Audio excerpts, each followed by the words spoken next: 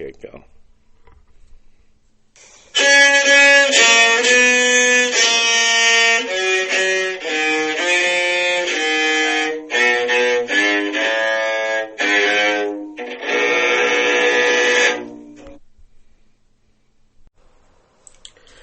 Just want to start today with a trigger warning disclaimer. This podcast contains descriptions of death and drowning. Hi, I'm Katie Carpenter. I'm Terry Kovanitz. We apologize for any and all mistakes today as we begin this episode of Titanic Transcripts.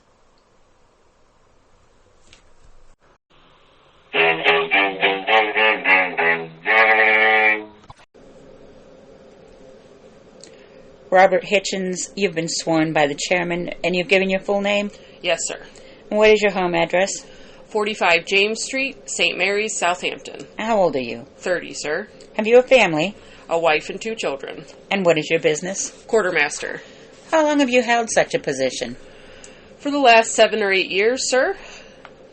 On what ship were you employed on April 14th last? I will change my question, and maybe you can get it a little quicker. Were you filling such a position on the Titanic at the time when she suffered the collision? Yes. Were you at your post of duty the night of the collision? Yes. What was your post of duty? Where was it? At the time of the collision, I was at the wheel, sir, steering the ship. How long had you been at the wheel when the collision occurred? 1 hour and 40 minutes, sir. And how long a watch did you have? We would have 4 hours watch, 2 hours standby, and 2 hours at the wheel. I wish you would tell me now, in your own way, what occurred that night from the time you went on watch until the collision occurred. I went on watch at 8 o'clock. The officers on the watch were the 2nd officer, Mr. Lightoller, senior in command, the 4th officer, Mr. Boxhall, and the 6th officer, Mr. Moody. My first orders when I got on the bridge was to take the 2nd officer's compliments down to the ship's carpenter and inform him to look for fresh water, that it was about to freeze. I did so. On return to the bridge, I had been on the bridge about a couple of minutes when the carpenter came back and reported the duty carried out. Standing by and waiting for another message, it is the duty of the quartermaster to strike the bell every half hour. As the standby quartermaster, sir, I heard the 2nd officer repeat to Mr. Moody, the 6th officer, to speak through the telephone, warning the lookout men in the crow's nest to keep a sharp lookout for small ice until daylight and pass the word along to the other lookout men. The next order I received from the 2nd officer was to go and find the deck engineer and bring him up with the key to open the heaters up in the corridor of the officers' quarters, also in the wheelhouse in the chart room, on account of the intense cold. At 9:45, I called the 1st officer, Mr. Murdoch, and let him know it was 1 bell, which is part of our duty. I also took the thermometer and barometer, the temperature of the water, and the log. At 10 o'clock, I went to the wheel, sir. Mr. Murdoch came up to relieve Mr. Lightoller. I had the course given me from the other quartermaster, North 71 West, which I repeated to him, and he went and reported it to the 1st officer or 2nd officer in charge, which he repeated back, the course, sir. All went along very well until 20 minutes to 12, when 3 gongs came from the lookout, and immediately afterwards a report on the telephone, iceberg right ahead. The chief officer rushed from the wing to the bridge, or I imagine so, sir. Certainly I am enclosed in the wheelhouse and I cannot see, only my compass. He rushed to the engines. I heard the telegraph bell ring, also give the order, hard a starboard, with the 6th officer standing by me to see the duty carried out, and the quartermaster standing by my left side. I repeated the order, hard a starboard, the helm is hard over, sir. Who gave the first order? Mr. Murdoch, the 1st officer, sir, the officer in charge. The 6th officer repeated the order, the helm is hard a starboard, sir. But during the time she was crushing the ice, or we could hear the grinding noise along the ship's bottom. I heard the telegraph ring, sir. The skipper came rushing out of his room, Captain Smith, and he asked, "What is that, Mr. Murdoch? An iceberg?" he said. "Close the emergency doors." Who said that? The captain? Captain Smith, sir, to Mr. Murdoch. "Close the emergency doors." Mr. Murdoch replied, "The doors are already closed." The captain sent then for the carpenter to sound the ship. He also came back to the wheelhouse and looked at the commutator in front of the compass, which is a little instrument like a clock to tell you how the ship is listing. The ship had a list of 5 degrees to the starboard. How long after the impact or collision? I could hardly tell you, sir. Judging roughly, about 5 minutes, about 5 to 10 minutes. I stayed to the wheel then, sir, until 23 minutes past 12. I do not know whether they put the clock back or not. The clock was to go back that night 47 minutes, 23 minutes in one watch and 24 in another. Had the clock been set back up to the time you left the wheel? I do not know, sir. I did not notice it. When do you say you left the wheel? At 20 minutes after 12? I left the wheel at 23 minutes past 12, sir. I was relieved by Quartermaster Purkis. He relieved me at 23 minutes past 12. I think the first officer, or one of the officers, said, "That will do with the wheel. Get the boats out." I went to get the boats out on the port side. I think I got in number 6 boat, sir, put in charge of her by the second officer, Mr. Lightoller. We lowered away from the ship, sir, and we were told to pull toward that light, which we started to do, to pull for that light. I had 38 women in the boat, sir, 1 seaman and myself, with 2 male passengers, 1 Italian boy and a Canadian major, who testified here yesterday. Were you in charge of the boat? I was, yes, sir. Everybody seemed in a very bad condition in the boat, sir. Everybody was quite upset, and I told them somebody would have to pull. There was no use stopping there alongside of the ship, and the ship gradually going by the head. We were in a dangerous place, so I told them to man the oars, ladies and all. All of you do your best. We got away about a mile, I suppose, from the ship, going after this light, which we expected to be a cod banker, a schooner that comes out on the banks. A fisherman's boat? Yes, sir. We expected her to be that, sir, but we did not get any nearer the light. There were several other boats around us at this time, and one boat that had no light came close up to us. He had 4 to 6 men in his boat, and I borrowed 1 fireman from him to put in my boat, to enable me to pull. We did not seem to get any nearer the light, so we conversed together, and we tied our boats side by side. We stopped there until we saw the Carpathia heave in sight about daybreak. The wind had sprung up a bit then, and it got very choppy. I relieved one of the young ladies with the oar, and told her to take the tiller. She immediately let the boat come athwart, and the ladies in the boat got very nervous, so I took the tiller back again, and told them to manage the best way they could. Do you know who that woman was? I do not, sir. They were all entire strangers to me, sir, but the lady I refer to, Miss Mayer, she was rather vexed with me in the boat, and I spoke rather straight to her, and she accused me of wrapping myself up in the blankets in the boat, using bad language, and drinking all the whiskey, which I deny, sir. I was standing to attention, exposed, steering the boat all night, which is a very cold billet. I would rather be pulling the boat than steering, but I seen no one there to steer, so I thought being in charge of the boat, it was the best way to steer myself, especially when I seen the ladies get very nervous with the nasty tumble-on. We got down to the Carpathia, and I seen every lady and everybody out of the boat, and I seen them carefully hoisted up on the Carpathia, and I was the last man to leave the boat. That is all I can tell you. I want to ask you a few questions. I would like to ask you whether you had any trouble with the Major between the Titanic and the Carpathia. I had no trouble with him at all, sir, only once. He was not in the boat more than 10 minutes before he wanted to come and take charge of the boat.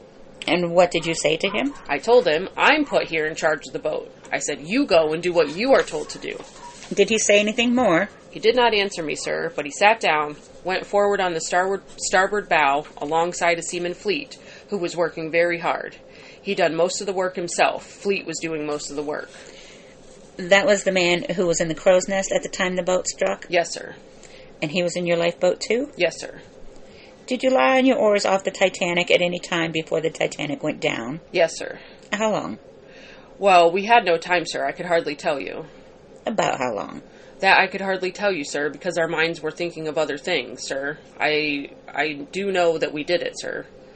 How far were you from the Titanic at the time she went down? When we sighted the Carpathia, we were about a mile from her. No. When you were lying on your oars? About a mile, sir. About a mile from the Titanic? Yes, sir. Could you see the Titanic? I could not see her, not after the lights went out, no, sir. You could see the lights? We could see the lights go out, yes, sir. And you knew the location of the boat? We heard cries for an interval of about 2 to 3 minutes. And as the ship disappeared? As the ship disappeared, yes, sir. The Major who was in the boat with you said yesterday that you were lying on your oars, drifting, and before the Titanic went down you heard cries of distress and for help. Is that true? I did not hear any cries as regarding distress. We heard a lot of crying and screaming. At one time, we were made fast to another boat. We were not lying on our oars at all. You made fast another boat. What boat? The boat the master-at-arms was in, sir. I think it was number 8 boat. He left about the same time as we did. You had 38 women in your boat? Yes, sir. I counted them, sir. And how many men? I had Fleet, myself, Fleet, the major, and yourself? And an Italian boy, sir. That is 4 men. 4, sir, but the Italian boy had a broken arm, sir. Was he the one that was hid away? I do not know how he managed to get on the boat at all, sir. I do not know. Was he dressed in women's clothing? No, I do not think so, sir. During the time that you were lying off of your oars and before the Titanic sank, did the women in your boat urge you to go toward the Titanic? Not that I remember, sir. I'm not aware of it. Did they urge you not to go toward the Titanic? Not that I'm aware of, sir. So far as you can recollect, did the women say nothing either one way or the other about it? No, sir. Not that I remember. In fact, under the conditions, with one seaman in the boat and myself to pull a big boat like that, and being a mile away from the Titanic, I did not know what course to take. We had no compass in the boat. It seemed impossible, sir. The Major said yesterday, when you were asked to return to the source from which these distress cries came... I read it in the paper, but that is continually false, sir. And that you said we are to look out for ourselves now and pay no attention to those stiffs.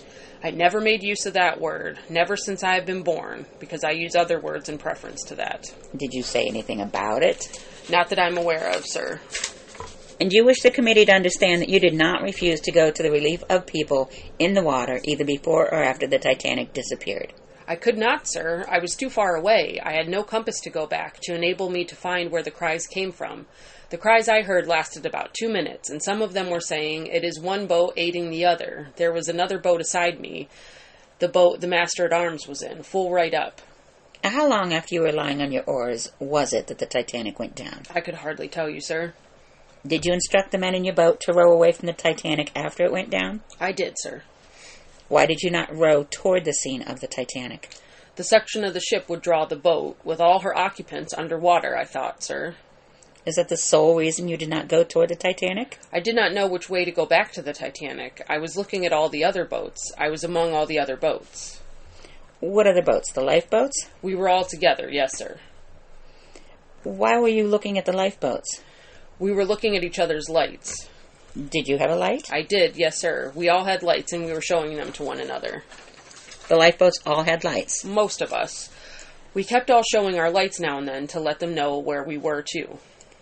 Do you mean to tell me you would pass your time in showing one another your lights, but did not go toward the Titanic?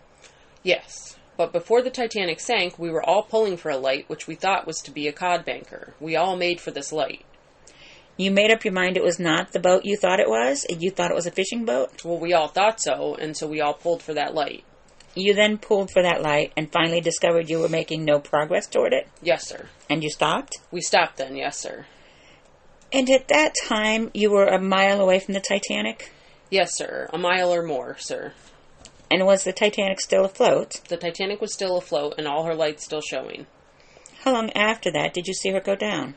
I could hardly tell you. Probably 10 minutes. After that, her lights disappeared, but I did not see her go down. You yourself did not see her disappear? No, sir. Was your back toward her? We could not see her at all. When I seen the lights disappear, that was all I could see, because it was very dark. And you sat at the tiller? I was standing at the tiller. With your back to the ship? Yes, sir. And you did not see her go down? No, sir. After the lights disappeared and went out, did you then hear cries of distress? We did hear cries of distress, or I imagine so, sir, for 2 or 3 minutes. Some of the men in the boat said it was the cries of one boat hailing the other. I suppose the reason they said this was not to alarm the women, the ladies in the boat. Did the Italians say that? The Italian could not speak. I'm not talking of our own men, but the boat close nearby. Some other boat? Yes, sir. We were having a conversation with them and the master-at-arms. You desire the committee to understand that you kept a safe distance from the Titanic after you got into the lifeboat. You made fast to the other lifeboat. You went away from the Titanic about a mile. You lay there on your oars. You saw the Titanic go down or saw the lights go out. And you did not go in that direction at all. We did not know what direction to go, sir. Did you, after the lights went out, go in the direction in which the lights were? When the lights were gone out, we were still heading toward this cod banker, all of us. That fishing boat was away from the Titanic's position? Yes, sir. A good ways, sir. And you were headed for that? Yes, sir. When you left the Titanic in the lifeboat, did anyone tell you to take that load off and come back to the Titanic? Yes, sir. Who told you that? I think it was the first officer or second officer. I'm not sure which officer it was. So Mr. Murdoch or Mr. Lightoller? One of them, but I'm not sure which. And what did you say? I said, all right, we was willing to pull away for this light, but when we got down, we told them we had to have one more man in the boat. You wanted another man? Well, we wanted 2 or 3 more men if we could get them. But you did not get them? No, sir, only this major. He came down. He got in then, and that is all. He swung himself out and got in, didn't he? Yes, sir. Did that call come back before the major got into the boat, or was it when you were away from the ship and rowing away? When I got down to the bottom, when we were lowered down in the water, we only had one man there, one seaman besides myself. Then you say it was the first or second officer called you to come back.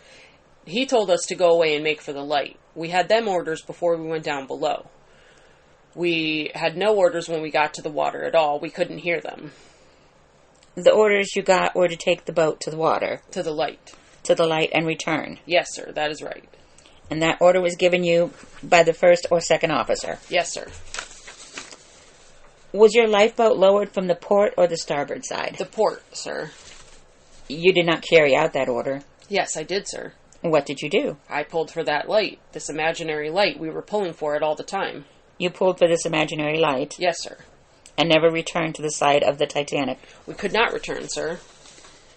I think I understand you. I want you to tell the committee, if you can, why you put the ship to starboard, which I believe you said you did, just before the collision of the iceberg. I do not quite understand you, sir. You said that when you were first appraised of the iceberg, you did what? We put the helm to starboard, sir. That's the order I received from the 6th officer. And what was the effect of that? The ship minding the helm as I put her to starboard. But suppose you had gone bows on against that object? I don't know nothing about that. I am in the wheelhouse, and of course I couldn't see nothing. You could not see where you were going? No, sir. I might as well be packed in ice. The only thing I could see was my compass. The officer gave you necessary order? He gave me the order, hard a starboard. Hard a starboard? Yes, sir. And you carried that out immediately? Yes, sir, immediately, with the 6th officer behind my back, with the junior officer behind my back, to see whether I carried it out, one of the junior officers. Is that the only order you received before the collision or impact? That is all, sir. Then the 1st officer told the other quartermaster standing by to take the time, and told one of the junior officers to make a note of that in the logbook. That was at 20 minutes of 12, sir. You said it was pretty cold that night. It was very intense cold, sir. And what did that indicate to you? That you were in the vicinity of the Great Banks of Newfoundland?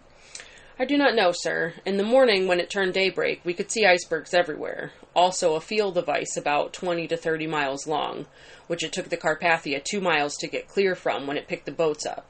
The iceberg was up on every point of the compass almost. It was very cold? Very cold, sir. Freezing, I believe you said? Yes, sir. Did you yourself take the temperature of the air or water that night? Yes, sir. Where and when? About 10 minutes before I went to the wheel, sir. How did you take the temperature of the air? We have a bucket, sir, attached to a piece of line about 20 fathoms long, which we put over the lee side of the ship and draw just sufficient water to put the instrument in to cover the mercury to make its temperature rise.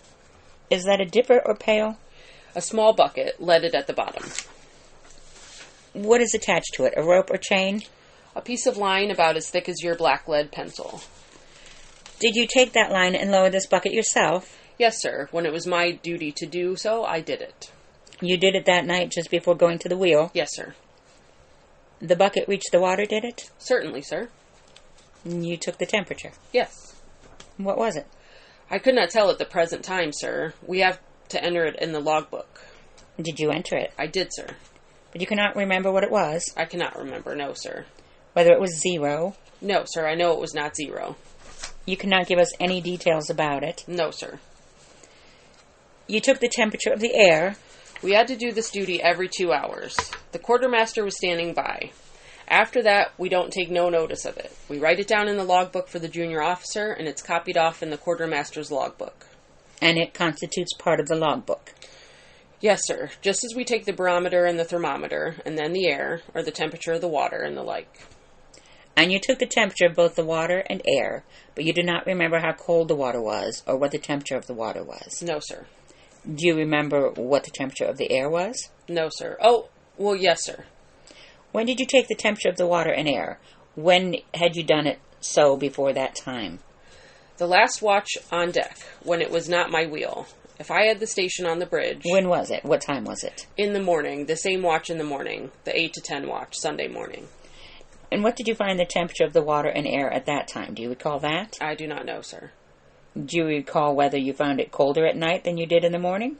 Yes, sir. I know the thermometer was down at 31 degrees at 8 o'clock Sunday evening. 31 and a half. That's the only thing I do remember. And both the water and the air were colder when you made the last test? Yes, sir. Than when you made the previous test? Certainly so, sir. And what did that indicate to you? It had nothing to do with me. It does not concern me whatever. What did you think?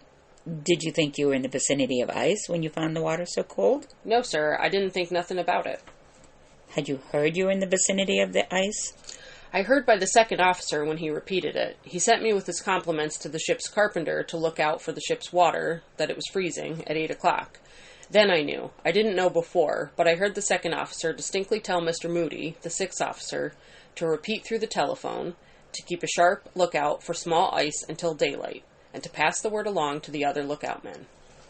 You heard no officers say anything about icebergs or an ice field or growlers or whatever they call these things, except what you have described when he said it was freezing? Yes. Have you ever been over that course before? No, sir. Have you ever been among icebergs before? Yes, sir. Where?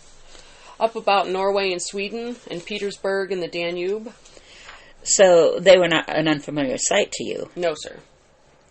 Did you have any way of your own by which you knew whether you were in the vicinity of icebergs? It began to get very, very cold, exceedingly cold, so cold that we could hardly suffer the cold. I thought there was ice about somewhere. That indicated to you that you were in the vicinity of ice? It did not concern me. It had nothing to do with me at all. The officers had to do with it. I'm only a junior officer. Oh, I did not ask you that. I just asked what you thought and not what you did. You had had experience among these icebergs, and when you found it cold and getting colder all the time in the North Atlantic, you reached the conclusion that you were coming to ice, did you? I thought so, sir. Did you say anything about it to anyone? No, sir. Was the bucket with which you dipped the water to make the test the bucket that was supposed to work with the Titanic, or was it something you improvised that you found yourself and which would do the work? It was a small paint tin, sir. Was it new or was it old? It was an old one, sir. An old one. One the quartermaster got for the occasion, because we had nothing else, sir. How was it fastened to the rope? Bent on, like any other ordinary thing. Bent on the handle, just like a bent pin. How much water would that bucket hold? It would hold about a quart, sir, if it was full up. How much would the ordinary bucket hold that you would find on the ship of that character? They don't get no buckets at all. That is not the proper thing. The proper thing they use is a long piece of leather, leaded, the shape of that paper that is folded up on the table there. But that you did not have? No, sir. Did you hear any reports made to the captain or officers as to water entering the ship? No, sir. Are you the man who was taken off the Lapland? Yes, sir. And transferred back to New York? Yes, sir, by the pilot boat. And you were taken from what boat this morning in New York? The Celtic. I have been staying with the Celtic waiting for inquiry since last Saturday. When would the Celtic have sailed? She was supposed to have sailed tomorrow, sir. I've been there the last 4 days, awaiting the inquiry, sir. You say you were taken off the Celtic? I was not taken off. I walked off. There was a man there. You were taken off the Lapland? Off the Lapland. I had no orders as to the inquiry when I went down to the Lapland. I was like all the remainder, sir. I'm so eager to go home and see my wife and children after a disaster of this description, but when I had orders, I waited. I was taken ashore, and I came ashore with the pilot boat. I had a letter directing me to the Celtic to wait there until I had orders to go, which I have done, sir. You are going back home on the Celtic as soon as the committee gets through with you? I should very much like to, sir. Are you going to ship as a sailor and work your own passage back, or would the company pay it? I cannot very well do that yet. The company will have to do that, sir. Do you recall the testimony you gave as to the ship's position or course? The course was north 70 west, sir. Is that by the steering compass? That is by the compass the quartermaster was steering by in the wheelhouse, sir. By the true course? The course in the standard compass and the steering compass vary 2 or 3 degrees, I think, sir. But the course we get and the course the officers get is different. We repeat our course to the officers at sea every quarter hour, and every so often that we are always on our course. The captain comes around 3 or 4 times, every 5 minutes, say. Mr. Hichens, you left the wheelhouse that Saturday night at... 23 past 12. Were you relieved at the wheelhouse? I was relieved at the wheel by Quartermaster Purkis. He took the wheel from me. Did he survive? Yes, all the quartermasters survived, sir, having charge of boats. Your watch had not expired? My watch had expired, yes. When he relieved you? Yes, sir. It was my watch to go below then. Did you have daily drills with the lifeboats? Yes, sir. Fire drills and lifeboat drills every day? Is that customary? I did not see them. The only thing I saw was the emergency boat. There's one emergency boat on each side of the bridge, just abaft of the bridge, which is kept, in case of accident, always swung out. There was a daily drill for the emergency boat? Yes, at 6 o'clock in the evening, usually. You know, do you not, that the second officer and other officers say there were no daily drills, and that the only drill took place at Southampton, where 2 lifeboats were lowered? Yes, as regards to drilling, that is true, sir, but what I'm talking about is the emergency boat. They mustered the men every night at 6 o'clock, in case of emergency, in case they should want the emergency boat on account of a man falling overboard or anything else. Do they muster these men every night at 6 o'clock? Yes, sir. Where? On the bridge. They muster them there with an officer. And what do they do, lower the boat? No, I've never seen them do that. I've been in the wheelhouse at the time. You did not see them? No, but I've heard the report, and I have seen the officer as I was going to the wheelhouse, and one evening I might be on the dog watch from 6 to 8 o'clock. But you do not know what they did, whether they lowered the boat to the water? No, sir. And that is the drill you referred to? No, I'm not referring to any drill. I'm only referring to the mustering of the men at 6 o'clock. How many men are mustered? About 8, I think. 6 seamen and the quartermaster and an officer. Every night at 6 o'clock? Yes, sir. But they go to those 2 boats, one on the port and one on the starboard side? Yes, sir. And what they do when they get there, you do not know of your own knowledge? No, sir. The boat is always kept in readiness to be gotten out at a moment's notice in case of an accident. Did you say you have made arrangements to go back on the Cedric? No, sir. I've not made any arrangements at all. I'm awaiting orders like all the other men. You would like to go? If I possibly could, yes, sir. It seems to be the judgment of my associates that you should be permitted to go. Is there anything further you would like to say? I would like to make a little statement as regarding Miss Mayer's statement in the newspapers about my drinking the whiskey, sir, and about the blankets. I was very cold, sir, and I was standing up in the boat. I had no hat on. A lady had a flask of whiskey or brandy or something of that description given her by some gentleman on the ship before she left, and she pulled it out and gave me about a tablespoonful, and I drank it. Another lady, who was lying in the bottom of the boat in a rather weak condition, gave me a half-wet and half-dry blanket to try to keep myself a little warm as I was half-frozen. I think it was very unkind of her, sir, to make any statement criticizing me. When we got to the ship and I handled everyone as carefully as I could, and I was the last one to leave the boat, I do not think I deserve anything like that to be put in the papers. That is what upset me and got on my nerves. Now, Mr. Witness, you have made a special request to be permitted to go. I would like to know from you, if you do go on the boat tomorrow back to England, whether you will return here if the committee desires to have you. I will, sir. Yes, sir. And we may communicate with the White Star Line officers, and you will hold yourself in readiness to return? Yes, sir. All right, that is all. And at the suggestion, they seem to be muted about it. You can be excused. That is, you can go back to England.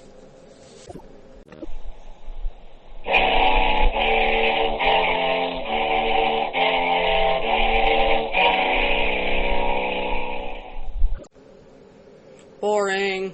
Was not at all what I was expecting. I was so excited. I was really hyped to hear the juice. Yeah, and it's Hichens, and he just seemed like a but they're calm gentleman. But it's like they're on completely different ships. Yeah.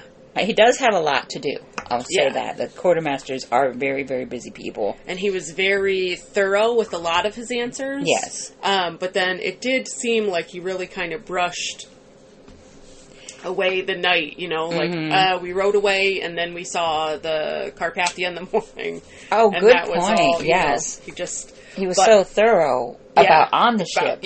So much information, and at then that was it, 12:23 this happened, and he's very Yes. he could recall very more specifics than I think we've had from anybody else. There. But then he but also not in the water. Well, I got to say, I was surprised that the ship listed so fast, like that 5 degrees. I was very surprised. And then I was thinking about the officer that had to say, "That'll do with the wheel, get the boats out," to make that call that, all right, we're done trying to fix this. Yeah, we're not going to outmaneuver it. Bail. So that made me a little like, I wouldn't want to be the one to make that call. Yeah, and hearing that the captain also, just one of the things he said in passing was just that, the captain comes by like every 5 minutes or so. I mean, that's a lot. So he's coming by every 5 minutes for that, but then he's got, he's got lots of other things going on. It's not so that's fun to be the captain. And then he gave a lady the tiller, and she didn't do it good, so he got back on. Nobody else said that, and he was so polite. And I wonder who we're supposed to believe in this instance. It might be a little of both, but I do feel bad for him if his take is genuine. I do feel bad. You're in that disaster, and you're just doing everything you can. You're probably like really frustrated as well as sad, and just operating on autopilot, and somebody hands you their flask and you take a sip, and then all of a sudden it's in the paper. It's in the paper that you drank all the whiskey. like what, did she not get any? Was it the last? And I never forgot any. But you never know. Or maybe he did and he's trying to cover it up or something. But I don't know. I feel like a little bit I believe him. And that, like how everybody they gave me stuff. I didn't ask for it, and the blanket was half wet anyway. Yeah. Props to Fleet. Yep, he gave him some good props. Working very hard, doing most of the work.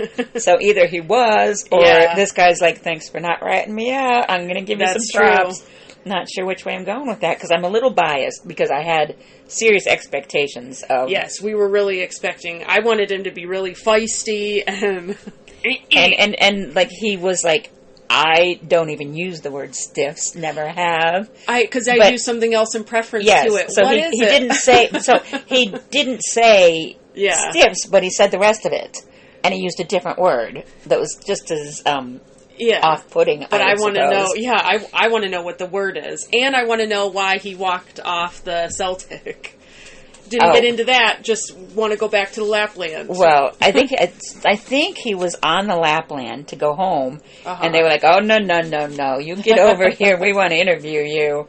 So then he's like, "All right." But then when he said the Celtic, he said, "Oh no, I walked off because there was a guy that," and then he got interrupted. I want to know what the guy did. Well, we'll never know. Nope. And then Senator Smith is back again on this. Oh, so it was very cold, so you knew, he's very, like a dog with a bone about the temperature should have alerted everybody that they could be in the vicinity of ice. Because as soon as he says, so you noticed that it was extra cold, and so then that made you think that you were in the vicinity of ice. Okay, and then that's when we blew over some other things where we don't learn what he says for stiffs, and we don't learn why you walked off, but... And it was cold. It was interesting that he said, that we were rowing away from the boat after it went down. We were rowing away from the Titanic. But then when he was asked about going back, he said, well, I didn't know how to get there. I didn't know which way to go. I can go away, then the opposite is back. I can go, So that was a little suspicious. That they were talking to the other boats a lot at that time as well, because then we know that we know, I can't remember who was it, who's the hero? I can't remember his name, but we know that he hovered and he took his men off, and then he went, so he knew. Boxhall or no, someone we had more recently. We'll get to it. The heartthrob of the Titanic. Oh I don't remember his name, but he's the only one that went back. The Dreamboat. Yeah. Oh yeah, that's right, the Dreamboat. But he's the only one that went back. But if you're with all the other boats, then you could all go. So that is, I don't really buy that we didn't know which way to go. But why would he go when there was only 2 or 3 minutes of noise? And then it all stopped, according to him. Yeah, But that he didn't hear anything after 2 or 3 minutes. I don't buy that. It really makes me... Even from other people in other boats, which he claims that he's by, these other boats. And we've heard from other testimonies. Showing each other lights. Look at my light. Look at my light.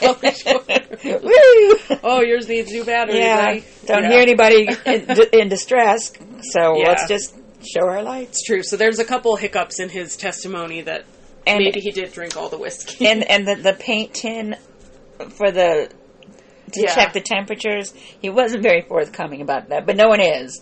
But he really made it sound like it was just business as usual.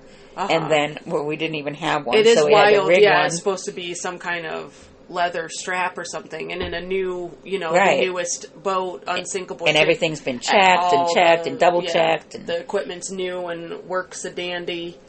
That it is odd that they had to find an old paint tin for something that they have to do every 2 hours. Yes. And then when he was talking about going back on the Celtic, and the senator asked him if he was going as a sailor or if he was. Oh yeah. And he was like, "Oh, I couldn't do that. The company's going to have to pay for it." Yeah. So that was interesting. I would like more information on that. Yeah, because it sounds like they follow up. Were thinking a lot of they were thinking pretty much everybody was going to go get some work because they're not getting paid since the Titanic sank. But he's expecting to get. He's expecting to get his passage paid at least if he doesn't get a free trip home. So that's going to be very interesting. I hope there's a follow up about that because I thought that was interesting. And this 6 o'clock drill on the emergency boat. Yeah, we haven't heard. Is he on the same ship? Yeah, and it doesn't. It doesn't sound like a drill that he's asking about at all. It sounds just like one of the duties of the guys almost like part of their watch or something that they go be by the emergency boat in case there's an accident. That's not the drill that he's asking for. Right. No, and that he doesn't know what they do on the drill, but they do it every night at 6 o'clock for sure. No, I've not seen it, but yeah, for sure every night. 6 o'clock. Gotta understand, I can't see anything in this on the dime. So that was weird. Yeah, he definitely, and I have also written here that he has a very different story. So I do. Yes. I'm very curious. So I wish they could call him and Puchin at the same time. Here's what really startled me. That they are such different stories, these two stories. So different. And then all right, you can leave. Go back to England, no worries. That's such a... They call other people back to get more information and get to the for things bottom that of aren't things. Quite as important, especially because he was at the wheel. And they're so conflicting. Yeah. And he was at the wheel, he was at the helm, and so... Yeah, it is interesting that they just let him go. I was agree, really they shocked. Call people back just for nonsense. But then he's like, they seem to be muted about it, but you can be excused. Yeah. And I'm back to England. It just really, my brain was like, what? Yeah. How is that something that can happen? But bye. Yeah. So weird.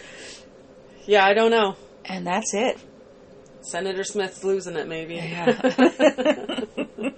But yeah. Aw, poor guy. No, not poor guy. But yeah, that's it. I guess we'll see. Is this the end of the day also? I believe this is the end of day 5. All right, and we'll see you day 6. What a letdown. Okay. I know. Bye.